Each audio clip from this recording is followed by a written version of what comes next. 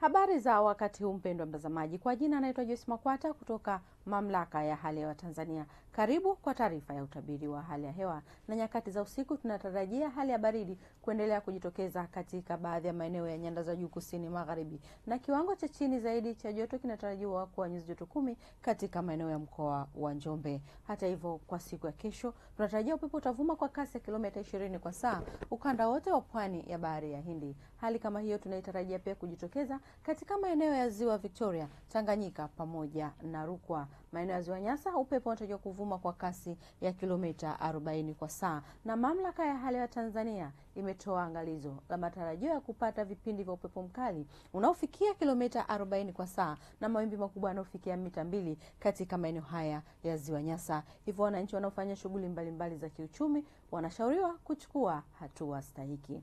Na hapo kesho tunatarajia pia katika mkoa wa Kagera, Geita, Mwanza pamoja na Mara kutakuwa na hali ya mawingu kiasi, mvua ngurumo za radi katika maeneo machache. Maeneo ya mkoa wa Ruvuma pamoja na ukanda wote wa pwani ya bahari ya Hindi yanatarajiwa kuwa na hali ya mvua nyepesi katika maeneo machache na vipindi vya jua. Hali ya ukavu ikitarajiwa katika maeneo mengine ya nchi yaliyosalia. Kufikia hapo, tupate utabiri wa siku zijazo katika baadhi ya maeneo hapa nchini.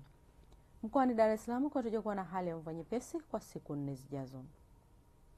Katika maeneo ya mkoa wa Dodoma kunatarajiwa kuwa na hali ya mawingu kiasi na yenye vipindi virefu vya jua. Hali ya hewa katika mkoa wa Mwanza ni mawingu kiasi, mvua na ngurumo za radi katika maeneo machache.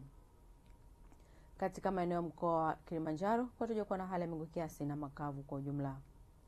Hali ya hewa kwa mkoa wa Mbeya, hali ya baridi inatarajiwa kuendelea kujitokeza hususan nyakati za usiku katika maeneo hayo.